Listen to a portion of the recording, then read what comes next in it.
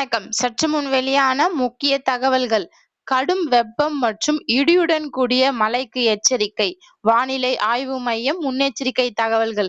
இத பத்தி தகவல்கள தான் இந்த வீடியோல பார்க்க போறோம். கீழ இருக்க ரெட் கலர் பட்டன கிளிக் பண்ணி சப்ஸ்கிரைப் பண்ணி வச்சுக்கோங்க. பக்கத்துல இருக்கிற பெல் ஐகானையும் மறக்காம கிளிக் பண்ணி வச்சுக்கோங்க.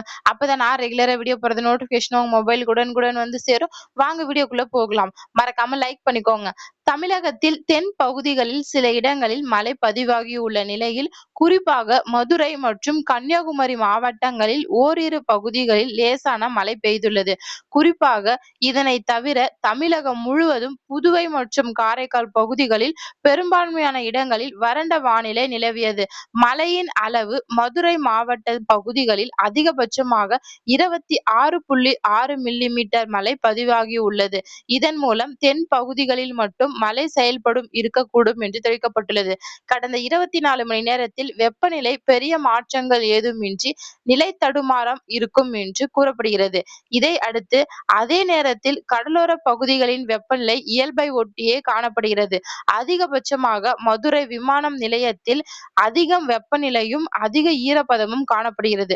குறிப்பாக தற்போது வடக்கு உள் கர்நாடகா முதல் குமரி கடல் வரை தெற்கு உள் கர்நாடகா மற்றும் தமிழகம் வழியாக சுமார் 0.9 கிலோமீட்டர் உயரத்தில் வளிமண்டல காற்றழுத்த தாழ்வு பாதை நிலவி வருகிறது.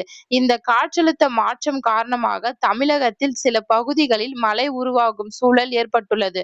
குறிப்பாக மேற்கு தொடர்ச்சி மலை மற்றும் தென் பகுதிகளில் இதன் தாக்கம் அதிகமாக காணப்பட வாய்ப்புள்ளதாக கூறப்படுகிறது. நாட்களில் மழை செயல்பாடு படிப்படியாக அதிகரிக்கும் என்று கணிக்கப்பட்டுள்ளது. ஏப்ரல் 25 மற்றும் 26ஆம் தேதிகளில் மேற்கு தொடர்ச்சி மலை மற்றும் தென் தமிழக கடலோர மாவட்டங்கள் லேசான மழை மட்டுமே எதிர்பார்க்கக்கூடும். 27ஆம் தேதி டெல்டா மாவட்டங்களிலும் உள்ளிட்ட பகுதிகளில் மிதமான மழை பெய்யக்கூடும் என்று தெரிவிக்கப்பட்டுள்ளது. இதை குறித்து 28 மற்றும் 29ஆம் தேதிகளில் நீலகிரி, கோயம்புத்தூர், திருப்பூர் மற்றும் தேனி மாவட்டங்களில் இடி, மின்னல் மற்றும் பலத்த காற்றுடன் மழை பெய்ய வாய்ப்பு உள்ளது. 30ஆம் தேதி மற்றும் மே 1ஆம் தேதி வடமேற்கு மற்றும் உள் மாவட்டங்களில் சில இடங்களில் கனமழை பெய்யும் நிலையில் உருவாகக்கூடும் என்று தெரிவிக்கப்பட்டுள்ளது. அடுத்த சில நாட்களுக்கு வெப்பநிலை பெரிய மாற்றம் இருக்காது. ஏனென்றால் 27 மற்றும் 29ஆம் தேதி வரை சற்று அதிகமாக இருக்க வாய்ப்புள்ளதாக கூறப்படுகிறது.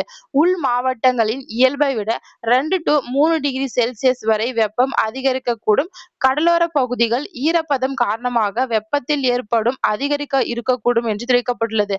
மேலும் சென்னை மற்றும் புறநகர் பகுதிகளில் வானம் ஓரளவு மேகமூட்டத்துடன் காணப்படும். நகரின் ஒரு சில பகுதிகளில் இடி மின்னலுடன் கூடிய கனமழைக்கு வாய்ப்பு இருப்பதாக வானிலை ஆய்வு மையம் முன்னெச்சரிக்கை தகவல்கள் வெளியிட்டுள்ளது. நன்றி, வணக்கம்.